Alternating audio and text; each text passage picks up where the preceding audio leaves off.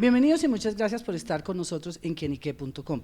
Y también le damos la bienvenida y las gracias por acompañarnos en esta entrevista al doctor Humberto de la Calle Lombana. Doctor, de verdad, encantada de tenerlo con nosotros. Pues un gran saludo, Daisy, encantado yo también, y además con este equipo y en Quienique. Yo estoy muy satisfecho de haber aceptado esta invitación para que conversemos. Bueno, muchas gracias. Hay algo que me llama la atención, pues yo lo conozco de vieja data, digamos, cuando comenzó. No digamos tampoco tanto. Tanta ¿no? de los dos, Sí, no, sí. estaba muy niña, pero fue cuando usted comenzó como registrador. Sí, sí, es correcto. Que era, digamos, no era un político conocido, Sí, sí, sí. pero me sorprendió mucho, como digamos, el mundo que tenía, sobre todo la parte intelectual. ¿Qué hace un poeta, un nadaísta y un hombre tan sensible metido en los berenjenales en los que ha estado? Porque no es solo el proceso de paz, no solo los acuerdos, sino todo lo que viene atrás. ¿Cómo puede conjugar una persona de su sensibilidad todos estos trabajos? Pues es muy buena pregunta porque, dijéramos, yo he entrado y salido de la vida pública. Bueno, a partir ya de la registraduría, pues algún papel público jugaba, pero haciendo pausas porque la respuesta estriba en esto. Yo creo que yo tengo distintas almas. ¿Qué quiero decir? Yo no soy el político que se muere si no obtiene su meta, que si no es presidente entonces se deprime. No, me han derrotado, como ocurrió hace poco. La mayor derrota de la historia de Colombia la tengo yo. En lo político con respecto a presidencia. Sí, pero entonces tengo otras vidas, otros espacios. Ahora hablábamos de las lecturas. Yo leo de todo, de genética, astronomía. Ahora estoy leyendo un libro fantástico sobre los secretos de la mente y obviamente política y economía también. Entonces dijéramos que tengo refugios y queda mucho de lo que me dices del pasado. Mi vocación frustrada de poeta, esa sí. ¿Cometió poesía o no? Cometí poesía, pero por fortuna es totalmente clandestina. El día que salga a la luz pública yo voy a quedar realmente arruinado en mi reputación. Luego escribí cuentos, pero lo que pasa es que lo otro es, pues como tiene que ganarse el pan y el mercadito para la casa. Cuando empecé a ser abogado, la literatura se convirtió en literatura jurídica, que eso mata cualquier inspiración. Esa es una cosa realmente tan pesada y eso apartó toda esa vocación, cuando pues he escrito algunos libros adicionalmente, ¿no? Pero casi todos son textos, digamos, académicos o históricos. Sí. El de Revelaciones al final de una guerra es un libro sorprendente. ¿Usted cuando tomaba los apuntes los hizo con la conciencia de que iba a escribir un libro? Sí, sí. Sí, la decisión primero por método, por tener mis notas, por saber que eso además tenía que tener algún valor histórico. Dijéramos, este libro es el 10% de lo que yo tengo escrito en notas disciplinadamente tomadas todas las noches, pero en efecto tenía la idea desde el principio de algún registro hay que dejar. Es que es una cosa muy interesante. Mira, los anglosajones todos finalizan una tarea pública y dejan un libro de sus memorias. En Latinoamérica no hacemos eso, incluso ni los presidentes. A veces salen cosas. Y a mí sí me parecía que también hay un derecho de los colombianos a conocer la intimidad de lo que pasó allá, ¿no? A usted le han tocado cosas muy difíciles. Yo recuerdo siendo ministro de gobierno, la fuga de Pablo Escobar, todo el tema de la implementación de los acuerdos de paz con el EM, con el EPL, con el Quintín Lame, que fue la reinserción de los guerrilleros, sí. La constituyente con todas las dificultades que tuvo, pues casi nada, la pérdida del plebiscito y para terminar el acuerdo de paz. ¿Qué de todo esto le ha parecido lo más difícil y lo más desagradecido? Empiezo por lo agradecido, para llegar a lo desagradecido. Yo creo que los dos reales momentos que definen mi vida son la constituyente y el acuerdo, que ambos fueron exitosos en medio de controversia, y particularmente el acuerdo de paz, pues todavía sigue una gran confrontación y hasta cierta ferocidad y mucho sectarismo. Dijéramos, eso es lo que yo entiendo como momentos culminantes. Lo desagradable es, la política es el punto en el que confluye lo mejor y lo peor de la especie humana, sí. Porque la inspiración se supone que es noble, pero la metodología es muy sucia, y aquí esto se ha vuelto últimamente, además con las redes, en fin, lo que te decía, una cosa de una ferocidad. Entonces dijéramos que eso siempre molesta, cuando uno se va acostumbrando. Por ejemplo, yo a veces hago tweets, de pronto me... A veces bastante, y es muy activo. Cada que uno mete un tweet, eso le vienen los insultos, pero te voy a contar una cosa que es realmente maravillosa. Hay un puente que quedó como un acordeón, que se llama Isagura. Entonces yo escribí un tweet cuando salió esa noticia, dije, bueno, pero ¿qué pasa con la ingeniería? ¿Cómo es posible? Ahora dijeron que el puente estaba bueno, pero ese no es el cuento. Entonces yo saqué un tuit criticando la ingeniería y me dijeron, ¿cómo no va a estar malo ese puente si usted votó en blanco? Entonces, que es cuando uno descubre, estos son máquinas, porque es que no hay raciocinio. Uno expone una tesis y le contestan es insultando, no refutando. Pero de lo que le pregunté, ¿qué lo hace sentir satisfecho? ¿Qué en su corazón tiene el mejor recuerdo y el peor? Sí, de toda esa etapa grande de la política. De la constituyente tengo el mejor recuerdo porque primero fue un ejercicio absolutamente limpio. Yo era el ministro, en ese entonces llamado ministro de Gobierno, y no recibí una sola hoja de vida. No es que no la haya recibido, sino que nadie de los constituyentes se le ocurría que eso había puestos por detrás o contratos. ¿No? Eso fue un ejercicio muy limpio, con grandes discusiones, sin duda, pero que permitió ir formando un consenso, que es un ejercicio realmente extraordinario. El proceso de paz era un tío vivo. Uno a las 6 de la mañana creía que hoy firmamos y a las 6 de la tarde estaba en una crisis, o sea que eso era unos altibajos permanentes. Yo me he puesto a recordar, ahora había momentos casi de sacar la mano, pues de tirar la toalla. Mantuvimos siempre, claro, la fe de salir adelante y también el compromiso, pero claro que hubo momentos extraordinariamente difíciles. ¿Renunció 3 veces? 2. 2. Sí. Pero intentó varias. No intenté, pero sí había momentos en que uno decía, no, esto es imposible, porque me parece que las FARC cometieron un error brutal. Como se entusiasmaron con la publicidad que les daba, mejor dicho, la libido del micrófono. Entonces, como todos los días a las 8 creaban noticias internacionales, deliberadamente, en mi modesta opinión, empezaron a demorar la negociación, que hubiera podido salir antes, sin darse cuenta que se comenzó a acercar la fecha electoral.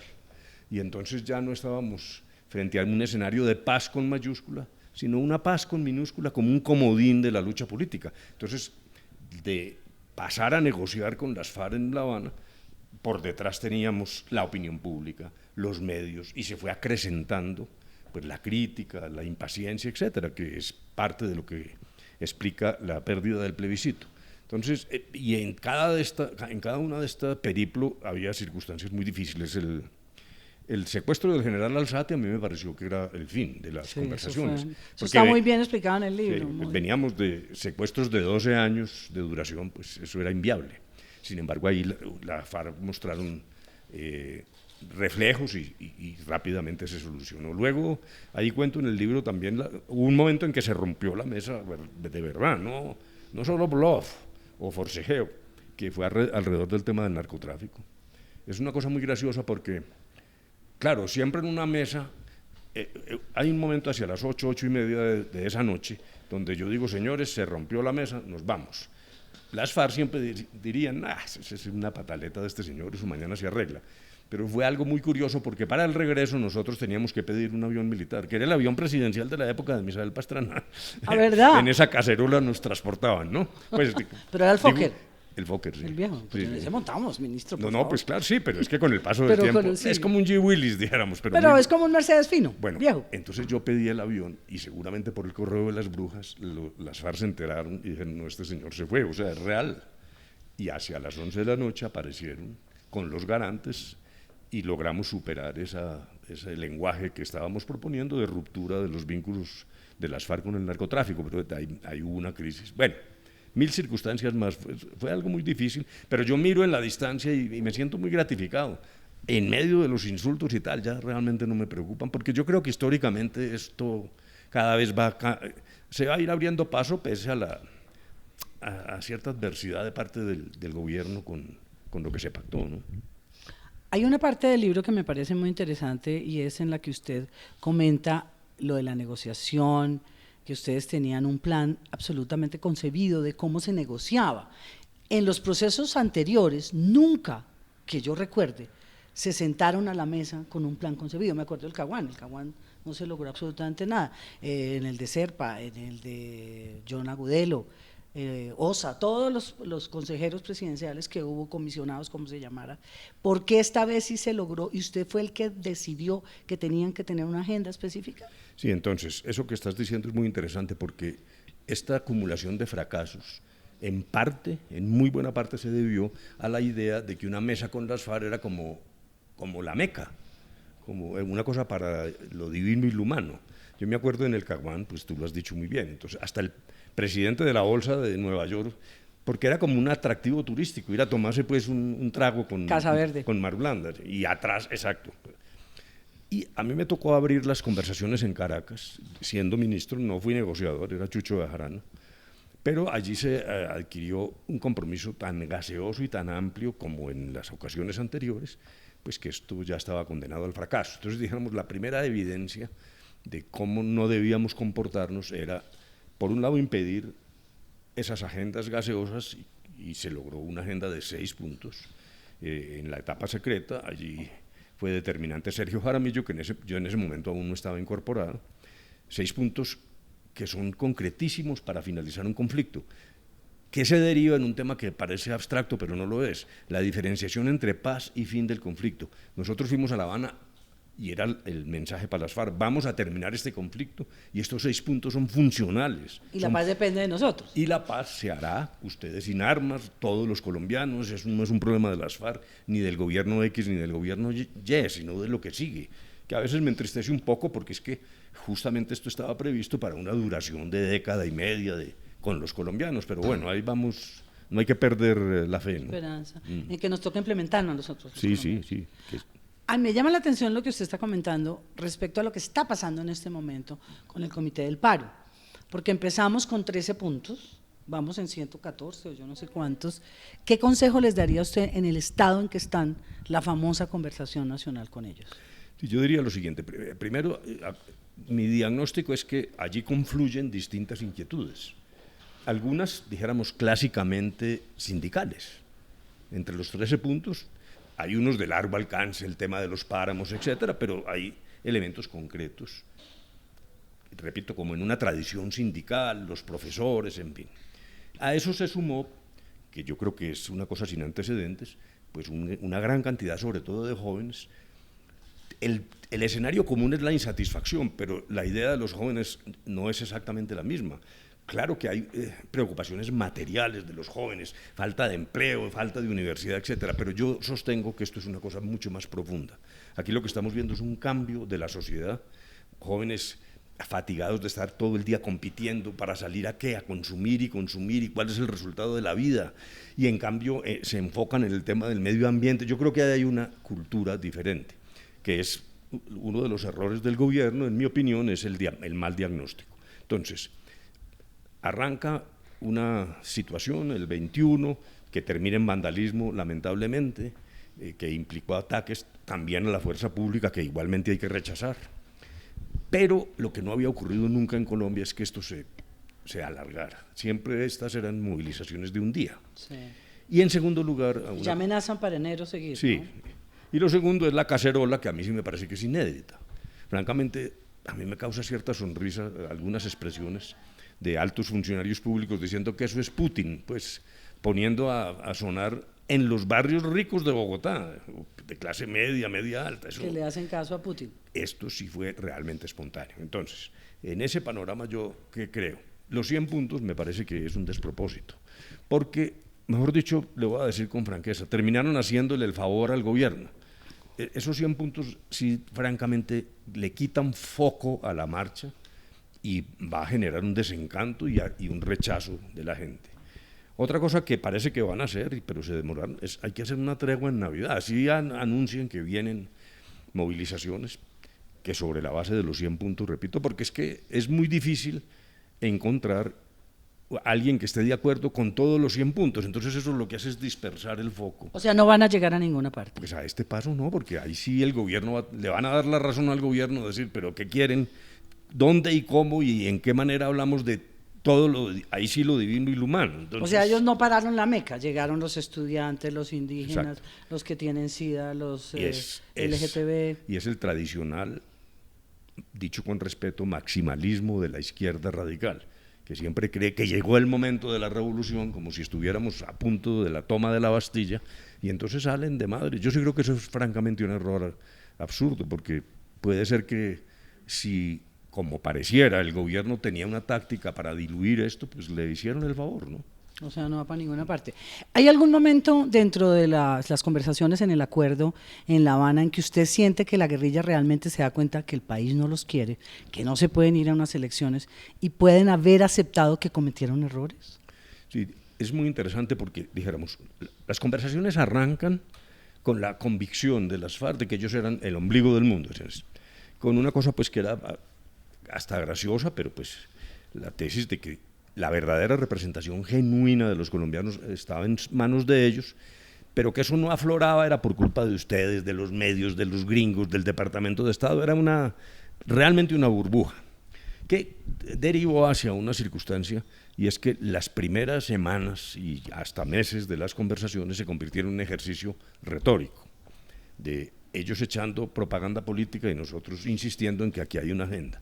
Hasta un día en que francamente yo advertí que eso no podía seguir, entonces hubo una reunión muy tensa, donde yo dije, señores, si esto sigue así, llegará el día en que no nos van a encontrar. Entre otras cosas lo dije también a Juan Gosaín en una entrevista por aquella época. La guerrilla, terminamos la reunión en medio de una gran tensión, los propios países garantes, muy preocupados, y mi frase fue la siguiente, le dije, es que ustedes creen que nos van a poner a corretear el pavo. Corretear el pavo es eso que para la Navidad sí. Lo corretean y le dan un aguardiente que para que sepa mejor. Si ustedes creen que nos van a corretear el pavo y nos van a tener aquí siempre, se equivocan. Bueno, eso fue, yo pensé que se acababan las conversaciones. Ahí fue una cosa estupenda porque al otro día la guerrilla, entramos a la reunión en una situación muy tensa. Entonces Márquez me dice, doctor, podrán entrar unas personas. Y le dije, ¿pero quién va a entrar aquí? Entonces abrieron la puerta y eran unos cocineros de gorro blanco, de esas cosas que usan en los clubes, sí, de las tapas, y entraron con 2 pavos. Y cocinados, nos los comimos a las 9 de la mañana, imagínense pues. Pero se logró distensionar eso. Entonces esto fue derivando de la retórica ya a la práctica. Bueno, en la mesa hablamos de lo práctico, pero ellos, como ya lo había dicho, aprovechaban a los pasillos, los periodistas que estaban todos los días al entrar, y entre otras cosas era una cosa un poco esquizofrénica, porque lo que ellos decían afuera, hablaban de 150 propuestas mínimas, entonces empezó a generar en Colombia la idea, esto se desbordó, esos tipos están llenos de propuestas, creyendo que eso era lo que estábamos discutiendo, y realmente estaban, claro, había que hacer un esfuerzo, ellos sí trataban de expandir la agenda, pero no lo lograron, nosotros nos mantuvimos claramente en los puntos determinantes, ¿no? Usted menciona en varias partes de esta entrevista a Iván Márquez. Yo he sabido que Iván Márquez, desde cuando estaba sentado en La Habana, decía, esto no va a funcionar, no firmemos, yo me voy. ¿Usted temía que Márquez fuera el líder de la disidencia? No, pero eso fue dinámico, dijéramos. Claro, toda la guerrilla, unos más que otros, al principio con resistencia y una enorme desconfianza. Esa era parte del problema de esa burbuja y la dificultad de ellos para ser realistas. Pero no, el periplo, dijéramos, fue construyéndose el acuerdo hasta el punto, yo sí quiero decir con absoluta sinceridad, que la paz con esos señores se hizo, que ellos sí tenían la convicción de que había llegado el fin del conflicto. A mí me parece, y soy respetuoso en esto, pero en la medida en que, pues claro, había otros grupos, algo de seducción de los narcotraficantes a unos señores de la base que lo que sabían era disparar, pero el mensaje permanente del cambio unilateral del acuerdo sí contribuyó a las disidencias, y ahí es el punto. Después de. Claro, pero exacto, después de. ¿Pero lo preveían desde el momento en que No, al principio no preveíamos nada porque lo que uno creía era que eso no iba a funcionar. Nadie apostaba un peso por el acuerdo, pero no, al final, y no solo Márquez, Santrich era un poco más complicado, pero allí se llegó, y en los mandos medios que son definitivos en una organización guerrillera, a la convicción de que sí se había logrado un acuerdo. Es más, Natalia Orozco hizo un video que se llama, un documental, El silencio de los fusiles, que ha sido pues muy difundido. Y el día que firmamos en Cartagena ya tenía cámaras en algunos de los frentes. Basta ver eso, la alegría de esos comandantes, abrazados con sus esposas, con sus hijos y tal. No, aquí sí hubo vocación. Y luego se enturbió todo esto, y yo sí insisto en decir que es una traición de Márquez, no debió haber ocurrido. El señor Santrich termina en esas grabaciones absolutamente repugnantes, por lo menos en la interpretación que dan los americanos, pero hubo un momento en que sí se logró de verdad clausurar el conflicto. Es muy triste, esa es una de las cosas que le causa a uno tristeza, ¿no? Claro. Esto me lleva a preguntarle sobre algo que los dos vivimos trabajando juntos, usted como ministro y yo como periodista, y es el cese al fuego durante el gobierno del presidente Betancourt. Y yo estuve ahí cuando Tiro Fijo da la orden del cese al fuego y la emoción de los guerrilleros, pero después viene toda esa historia terrible contra la Unión Patriótica cuando básicamente la acaban y estamos casi que viviendo lo mismo. Esta emoción, esa felicidad, gústenos o no, les guste o no a los colombianos, se firmó un acuerdo que terminaba el conflicto, no era la paz. Y estamos viendo que a este momento hay 130 exguerrilleros asesinados. ¿No cree que se puede repetir esa historia y que eso puede llevar al traste todo? No, pues a mí me parece extraordinariamente preocupante. Me parece que ese es el verdadero talón de Aquiles de esta circunstancia de desechar la oportunidad de la paz. Yo creo que tú lo has dicho muy bien. Y es más, la cifra parece que ya es más, porque eso ha seguido. Sí, será de hace 2 días, del tiempo. Exacto. Entonces, yo ahí veo dos cosas. Muerte de líderes sociales, y hay que ser justo con Duque. Ese no es un fenómeno nuevo. Aquí ha habido persecución a líderes desde hace mucho, aun cuando había declinado, ahora volvió a subir, pero dijéramos, me parece un poco injusto decir pues que Duque fue el que, entre comillas, se inventó la persecución a los líderes. Yo creo que hay, además, una victimización muy distinta. Mueren líderes de reclamantes de tierras, mueren defensores de derechos humanos. Por lo tanto, yo no creo que haya una especie de mano negra única, centralizada en Colombia, pero sí hay organizaciones que están atacando estos señores, y al yo hacer justicia, porque no es un tema que nazca con Duque, de todos modos la responsabilidad es del gobernante. El que quiere ser presidente pues sabe a qué se atiene. Por eso a mí lo del retrovisor me parece que es una discusión tonta, porque nadie aspira a la presidencia ignorando qué era lo que estaba pasando allá. Bueno, el otro tema que sí es nuevo es el de los combatientes. Allí esa fue siempre una preocupación en la mesa. Ellos siempre temieron, ellos las FARC, de que aquí viniera una serie de venganzas, etcétera. Por eso en los compromisos con el general Naranjo se creó un mecanismo muy robusto de protección de los excombatientes. Bueno, a veces falla, uno tampoco puede decir que esto sea, dijéramos, una relación de causalidad entre gobierno y estas muertes, pero esto tiene cierta semejanza, tú lo has dicho muy bien, a lo de la Unión Patriótica, más masivo la Unión Patriótica en su momento, pero aquí estas acciones selectivas, incluso dentro de las propias zonas de concentración, ¿no? Si no somos capaces de superar eso, allí sí me da mucho temor de que esto se nos reviente, ¿no? Otro punto que tiene que ver con lo que es el talón de Aquiles del proceso es la JEP. Tiene mucho rechazo, y lo que dijo el exfiscal Martínez, pienso que de alguna manera hizo que la gente pensara que era una justicia paralela y mala. ¿Cómo ve usted las cosas como las tiene la JEP ahora y con lo que pasó con lo de Abeiba? Y dicen que hay muchas más tumbas con personas desaparecidas por falsos positivos. Sí. ¿Cómo ve esta coyuntura y la JEP? Dijéramos, el descubrimiento de estas tumbas, donde hay un número, aún no sabemos cuánto, ni de cadáveres, ni de cuánto de esto corresponde a falsos positivos, pero nadie discute en Colombia que hubo falsos positivos, hay centenas de falsos positivos. Luego esto, dijéramos, es un elemento simplemente que corrobora y muestra que la JEP se está moviendo. Ahora, han salido algunos a criticar con el argumento de que entonces eso demuestra que la JEP sí va contra el ejército. A mí francamente me parece una locura ese argumento. Pero es que solo sacan las noticias de lo que encuentran contra los militares, independientemente si uno está o no de acuerdo, y lo que hicieron los guerrilleros, que es lo que el país reclama, no lo divulgan. No, exacto, pero en la JEP se demoró, para que hablemos con toda franqueza, primero porque el propio gobierno y sus aliados en el Congreso demoraron la ponencia, la financiación. Acuérdese que el presidente de la Cámara tuvo engavetada la ponencia de la JEP semanas, y entonces allí hay una doble moral, porque es criticar a la JEP por ineficaz y al mismo tiempo frenar. Pero bueno, finalmente se despejan las cosas, reconozco que Duque le garantizó su presupuesto, y ahí va. Pero van caminando también en los procesos contra las FARC. Dijéramos, el caso sobre el secuestro va caminando, el caso sobre violencia sexual va caminando, o sea, ¿Qué es lo que hay que recuperar aquí para no perder el hilo de la situación? La justicia transicional, JEP, se basa en el reconocimiento de todas las responsabilidades y no solo de unas de ellas, ni de un lado ni del otro. Si aquí persiste la miopía selectiva de unos que dicen que la culpa es del ejército y de otros que dicen que es solo culpa de la guerrilla, no vamos a doblar la página del conflicto. Yo, frente a lo de Dabeiba, sí estoy de acuerdo en que eso no debe servir para disculpar los crímenes atroces de las FARC. Las FARC cometieron crímenes de lesa humanidad, crímenes de guerra.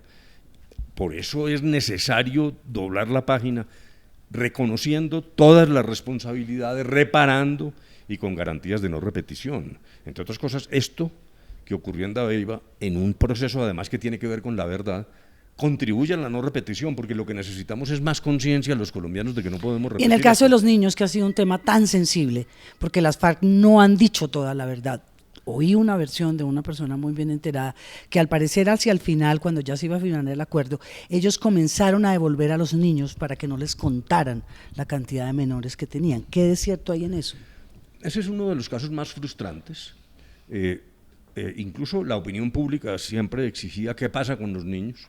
Nosotros, que sí cumplimos el marco de confidencialidad, hacíamos, dijéramos, un uso austero de la información. Yo nunca quise improvisar, por ejemplo.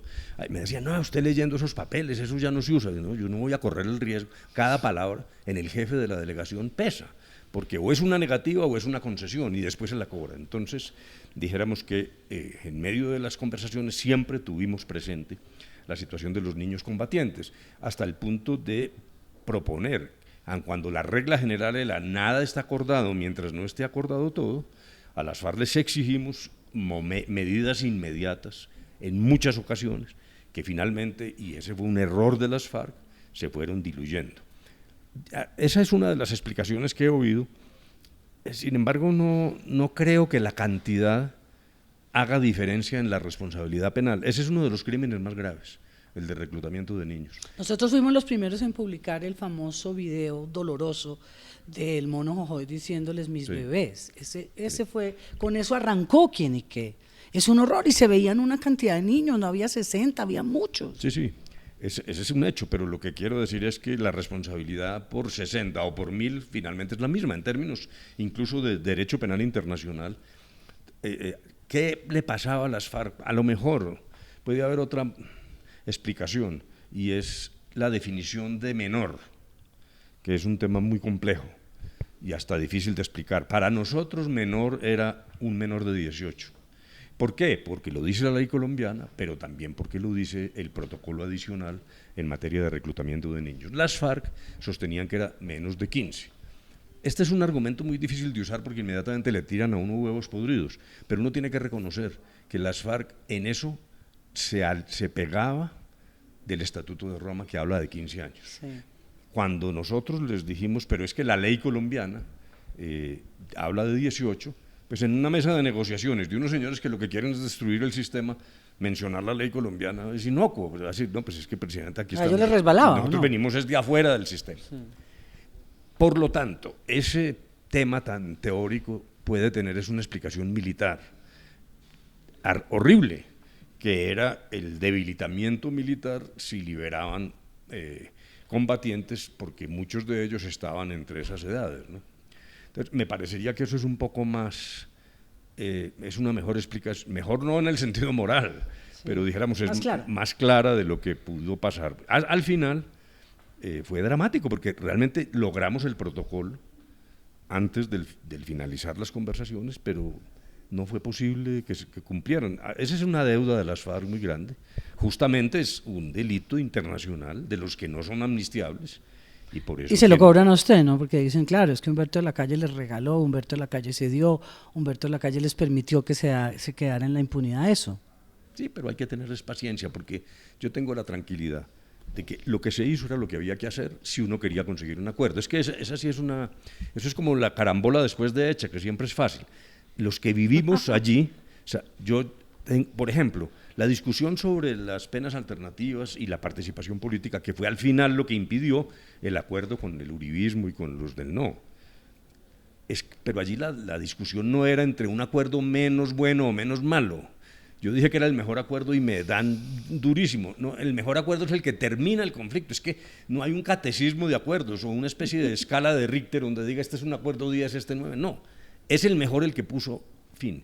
Y yo tengo la absoluta convicción y quiero que los colombianos entiendan mi sinceridad. Sin esos puntos no hubiera habido acuerdo. Luego la disyuntiva no era cambiemos esto, sigamos.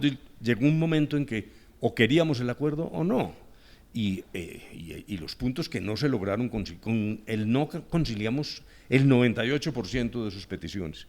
Quedaron estos dos puntos y yo ahí cuento en mi libro al final, fue una cosa ya muy tensa en que era para mí claro, porque hubo una conversación sin proponérmelo, donde Márquez llama a Timochenko y nos dice, prepárense, dígale a los frentes que se preparen, aquí no hay arreglo. Mientras no tengamos participación política y penas alternativas, no hay arreglo. Entonces la disyuntiva para Colombia no era el perfeccionamiento, sino el sí o no, era realmente un momento de blanco y negro.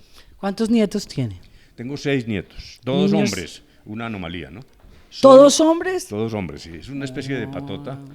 Pero además es una cosa muy interesante porque los rangos de edad son grandecitos, pues como de 4 años a 15. Bueno.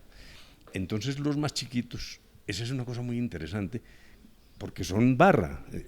En una casita de campo que ha fomentado mucho la unión familiar, ellos andan juntos, es una patota, y los chiquitos es bregando a igualar a los grandes. Y uno sí ve el desarrollo intelectual y físico de los más pequeñitos, siempre en esa tarea de no dejarse marginar, ¿no? ¿Cómo se imagina usted, ya anciano, con sus nietos, hablando sobre todo esto? Porque indudablemente usted es un personaje de la historia colombiana y me siento muy orgullosa de haberlo conocido y de haber compartido tantas cosas y esta entrevista. ¿Qué se va a sentar a decirles? Fue bueno que no fui presidente, fue duro lo de la paz, pero lo logré el acuerdo, y la Constitución la hicimos, pero se la pegotearon y la cambiaron. ¿Qué de todo esto les quiere contar? Bueno, dijéramos, primero, cuando empezamos las conversaciones de La Habana, uno de mis nietos me dijo, pero explícame, esos no son los malos. ¿Qué edad tenía? 6 o 7 años. Esos no son los malos, entonces ¿por qué te vas a ir a hablar con unos tipos malos? Entonces me tocó hacer una pedagogía en mi casa.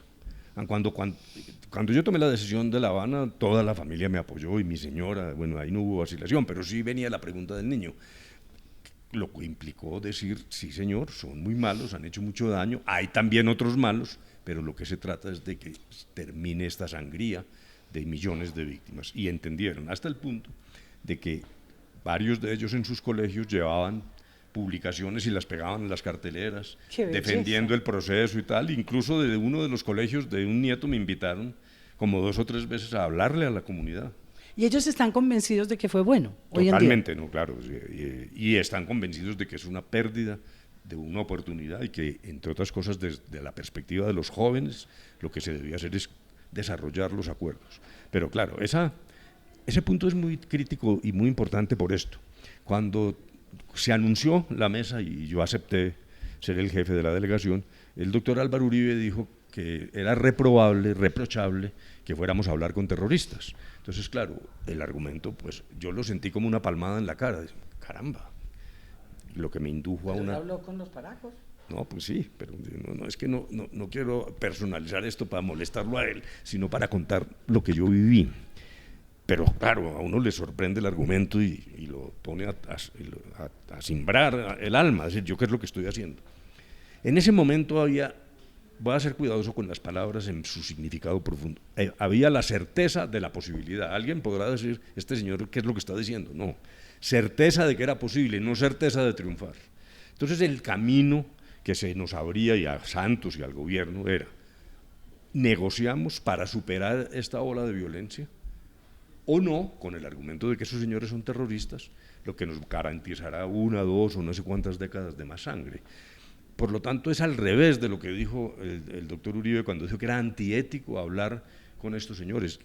Lo antiético hubiera sido perder esa oportunidad. Es exactamente al revés. Luego, me parece que ahí empezaron todo este rosario de distorsiones, pero eso fue lo que yo le transmití a mis nietos y es lo que a mí me mantiene absolutamente tranquilo. Yo no tengo ninguna duda de lo que se hizo, pero no es por arrogancia. Entre otras cosas, yo soy humilde. A usted le consta, en la constituyente yo lo que hacía era oír, conciliar. no es por arrogante, sino por la certeza de que era el camino y que ojalá lo logremos completar con las violencias que quedan todavía andando. Un corazón noble de cafetero. Así es. Bueno, ¿le falta escribir sus memorias y va a pintar como hizo Winston Churchill? No, yo sí no tengo ninguna habilidad. ¿Pero la poesía? ¿No la dejará No, conocer? lo que he hecho, no, las poesías viejas ya por fortuna no existen, están en algunas partes, pero eso no lo voy a revelar. Algo de literatura vieja tengo y he escrito unos cuentos ya más recientemente. Un intento de novela con una historia que a mí me parece fascinante, que es esta. Yo era profesor de la Universidad de Caldas, en el momento no tanto de las FARC, cuando yo fui profesor de Jaramillo, el candidato presidencial. ¿De Bernardo? Sí, pero es que yo fui profesor muy joven para que ahora no saquen cuentas. Eso decimos siempre cuando llegamos a cierta edad. Entonces, yo empecé a ver un grupo de estudiantes, 25, dijéramos, en la Facultad de Derecho, que iban desapareciendo. Era la época del M-19. Entonces, lo que vi es que se iban al M-19 y ahí estaba el estudiante más brillante que yo conocí, de apellido Suárez. Y un día se fue para el M. El M-19, en un acto de irresponsabilidad, ¿se acuerdan que le dio que iban a invadir a Colombia por el Chocó? Entonces este pobre muchacho, un intelectual brillantísimo, lo llevan, algo parecido a lo de Camilo Torres, lo meten a la selva y muere. Pero ¿dónde está el quid novelístico? Pero además de la realidad, murió por moscos, no por las balas del ejército, nunca pudo enfrentarse al ejército, lo mató la selva. Como los gringos en Vietnam. Sí. A propósito, me permite una anécdota. Un día me dijo Márquez, doctor, ¿qué es lo que no se le puede olvidar al guerrillero? Caramba, no, pues el fusil. Dijo, no, porque si uno no tiene fusil no combate. Antimosquitos. El toldillo. El toldillo. Dijo, no, el que no lleve toldillo, en una noche lo matan. Entonces me decía, nos poníamos el toldillo, fumábamos un cigarro adentro. Al otro día, el toldillo estaba mojado por los cadáveres de los mosquitos intentando penetrar.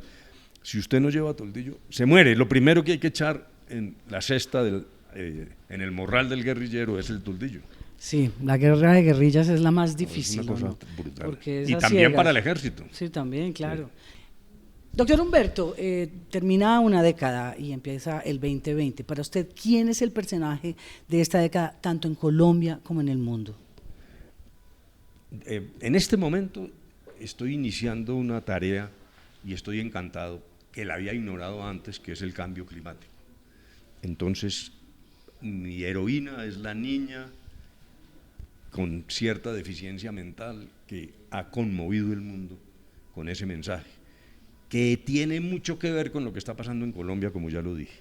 Entonces yo me iría allí por esa vía. ¿Y en Colombia estamos bajitos de personajes? Pues es que personalizar es tan difícil en estas entrevistas, no.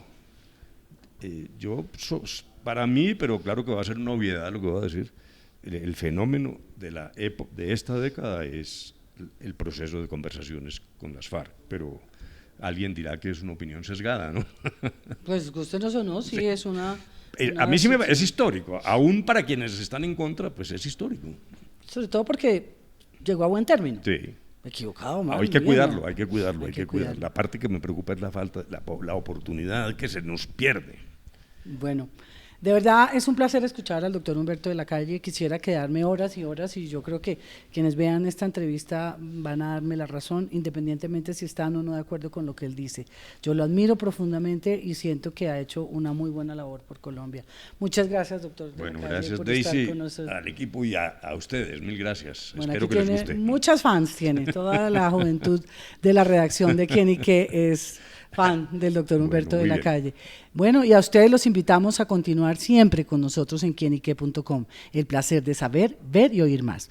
Hasta la próxima.